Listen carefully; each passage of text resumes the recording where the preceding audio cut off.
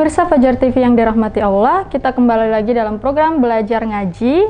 Nah, selanjutnya kita akan melanjutkan pelajaran makhrajul huruf kita bersama Ustazah. Silahkan Ustazah. Nah, baiklah pemirsa, kita akan lanjutkan kembali mengenai tadi makhrajul huruf, seperti apa sebenarnya Allah menurunkan Al-Quran itu, dan seperti apa cara pengeluaran huruf atau cara penyebutan huruf yang baik dan benar. Nah, sekarang kita akan lanjut.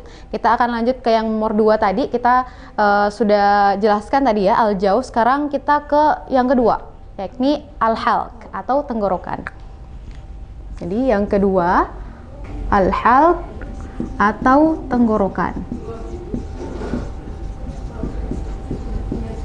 Nah, di tenggorokan ini dia ada 6 huruf ya. Jadi ada 6 huruf dan dibagi menjadi 3 kelompok. 3 kelompok, jadi masing-masing ada 2, berpasangan ya. Jadi yang pertama, yang kedua, ketiga itu masing-masing ada 2 huruf. Yang pertama adalah pangkal tenggorokan atau tenggorokan bagian bawah ya. Atau bagian bawah.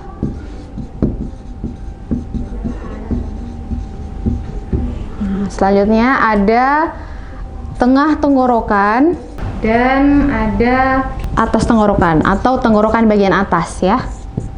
Nah, ini dia. Ini pangkal tenggorokan, tengah tenggorokan atau bagian atas tenggorokan. Hurufnya apa saja? Yang pertama, pangkal tenggorokan. Itu ada huruf hamzah dan juga h.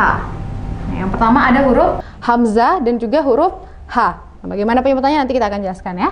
Selanjutnya tengah tenggorokan ada 2 huruf juga. Jadi ada huruf ain dan juga ha. Selanjutnya atas tenggorokan atau tenggorokan bagian atas ada huruf gha dan juga kho ya. Oke, mari kita bahas satu persatu ya. Yang pertama pangkal tenggorokan atau tenggorokan bagian bawah. Jadi posisinya itu berada di bawah tenggorokan. Kalau saya biasanya ya menyampaikan mengajar itu, ini saya umpamakan adalah lidah dan di bawah ini adalah tenggorokan. Jadi enak kalau di saya seperti itu. Jadi ini adalah bagian bawah, langsung bagian bawah tenggorokan, lalu tengah-tengah, lalu kemudian atas. Nah, nanti di sini lidah ada lagi pangkal. Itu yang akan kita bahas nanti ke depan. Ini sekedar buat gambaran buat pemirsa di rumah.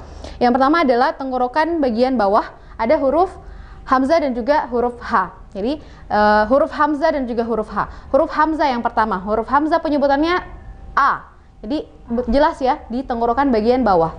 A, i, u, ba. Nah, ketika dia sukun jelas ba. Nah, jangan sampai ketukar-tukar, nanti ada ain lain beda lagi misalkan gitu ya. Jadi a, i, u, ba. A, i, u, ba. Nah, selanjutnya adalah huruf H. Huruf H ini biasanya disebut sebagai huruf H besar ya, H besar. Karena memang penyebutannya berbeda, misalkan nanti dengan huruf H yang kedua misalkan, itu beda. Jadi kalau di bahasa umumnya adalah huruf H besar, dan salah satu sifat hurufnya adalah hams ya. Jadi ada udara yang keluar. Penyebutannya H, hi, hu, bah. Nah, kesalahan yang biasanya terjadi ini biasanya ketika mengucapkan huruf H itu penyebutannya seperti ini. H, hi, hu, bah. Nah, kira-kira ini seperti apa? Apakah di tenggorokan atau di mana? Kalau kita menyebutnya di dada ya. Jadi kalau berlebihan maka itu menyalahi aturannya, menyalahi tempat keluar hurufnya. Yang tadinya harusnya kita menyebutnya di tenggorokan bagian bawah, dia jadinya ke dada. Jadi ha. Jadi itu berlebihan ya, itu harus diperbaiki. Karena huruf H itu adalah tenggorokan bagian pangkal atau bagian bawah. Jadi H, hi, hu, bah. Ya, kita ulangi ya. H, hi, hu, bah. Nah, jadi bukan lagi H, hi, hu, bah. Nah, diperbaiki. Selanjutnya yang kedua adalah tenggorokan bagian tengah. Tenggorokan bagian tengah ini ada 2 huruf juga. Huruf yang pertama ada huruf ain dan yang kedua ada huruf h. Nah, yang pertama kita bahas. Kenapa saya bahas ain dulu? Karena ya supaya berpasangan dengan alif atau hamzah ini ya. Huruf ain. Huruf ain ini jelas ya, yang tempat keluarnya adalah tengah tenggorokan. Tengah tenggorokan. Jadi pengucapannya adalah seperti ini. A, i, au, ba. Nah, kalau kesalahan biasanya yang terjadi adalah penyebutan huruf ain itu secara berlebihan. Jadi penyebutan berlebihan misalkan ai, au, ba, saking mau didengarnya ya, saking masya Allah itu bacaannya luar biasa sampai kedengarannya ai, au, ba. Nah, padahal itu berlebihan. Tapi kalau untuk belajar di awal supaya makhrajnya dapat, boleh dilakukan, tapi jangan dibiasakan. Artinya ketika kita sudah belajar pelan-pelan itu semakin diperbaiki. Karena huruf ain itu penyebutannya tidak seberlebihan itu. Jadi penyebutannya a, ai, au, ba. Ya, kita ulang ya.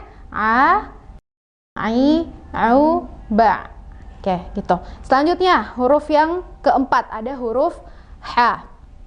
Huruf H tadi kalau saya bilang kita tadi sudah bahas bahwa H itu H besar. Nah, sekarang H ini dia lebih halus, lebih halus. Nah, kalau kita sebut ada udara yang keluar, ada sifat hams juga ya, ada sifat hams. Itu sifatul huruf di huruf-huruf hijaiyah. H. Jadi penyebutan huruf H ini dia halus. Halus, bukan halus. Halus. Halus. Nah, ini biasanya yang menjadi masalah di masyarakat atau di kita-kita ya ketika baca Al-Quran itu menyamakan H disebut H ya, betul ya, karena cenderung lebih mudah huruf H, kecuali tadi itu yang H. Nah, kemudian kalau huruf H disamakan dengan H. Padahal beda, misalnya untuk kata bagaimana kabarnya Karung? Misalnya dijawabnya alhamdulillah. Alhamdulillah. Padahal yang benarnya alhamdulillah. Alhamdulillah artinya segala puji bagi Allah. Kalau dirubah dengan H, itu beda lagi artinya. Jadi ke negatif. Makanya itu tadi salah satu hal yang perlu kita perhatikan ketika membaca Quran adalah mengetahui makharijul huruf yang benar, cara pengucapan huruf yang benar. Jadi bagaimana pengucapannya? Ha, hi, hu, bah. Nah, berasa di tengah tenggorokan. Dan itu lebih halus, lebih halus. Coba kita ulang lagi ya. Ha, hi, hu, bah. Nah, itu bah. Oke, lanjut. Yang terakhir untuk kelompok huruf tenggorokan adalah tenggorokan bagian atas. Hurufnya ada dua juga. Ada huruf gho dan juga huruf kho. Ya, ada huruf gho dan juga huruf kho. Yang pertama, huruf gho atas tenggorokan. Jadi penempatannya harus tepat. Kalau mudahnya ya. Pernah dengar seperti ini, itu berasa ya. Jadi di situ dia di atas tenggorokan, jadi ri, ru, ber. Nah, huruf ini adalah salah satu huruf isti'ala ya. Gho dan kho ini adalah huruf isti'ala dan huruf itu salah satu sifatul huruf. Gho ini penyebutannya kalau biasanya kesalahannya adalah menyebutnya sebagai huruf yang bahasa Indonesianya o. Jadi go misalnya, go dan kho. Ini kho nanti ya kita bahas. Misalnya go. Nah, itu kurang tepat. Jadi penyebutan huruf go ini tidak ke arah o, tapi juga bukan a. Jadi bukan ga, bukan juga go. Tapi tengah-tengah ya, bahasa gampangnya tengah-tengah. Jadi o, ri, ru, bal. O, ri, ru, bal. Tadi enaknya gitu. Jadi berasa ya di atas tenggorokan. Nah, salah satu kesalahan lagi yang biasanya dilakukan adalah menjadikan huruf gho ini sebagai huruf yang memantul ketika disukunkan. Misalnya tadi gho, ri, ru, bag. Misalnya gho, ri, ru, bag. Nah, itu salah, itu kurang tepat. Karena huruf gho ini bukan termasuk huruf qalqalah, tidak boleh dipantulkan. Maka bacanya adalah gho, ri, ru, bal. Nah, kita ulang lagi. Gho, ri, ru, bal. Jadi bukan bag. Itu beda lagi. Oke. Selanjutnya adalah huruf kho. Nah, ini juga termasuk huruf isti'ala. Penyebutannya sama tadi. Jadi jangan mengucapkannya kho, bukan juga kha. Bukan kha, bukan kho. Tengah-tengah lah, gampangnya tengah-tengah. Jadi kho. Nah, kesalahan yang biasa terjadi juga adalah menyebutnya secara berlebihan. Jadi seperti ngorok sekali ya. Kho, khi, khu, beh. Nah, itu berlebihan. Jadi penyebutannya adalah kho, khi, khu, beh. Kho, khi, khu, beh. Gitu ya.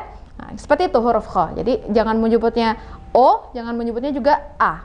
Jadi kho dan gho. Oke, demikian.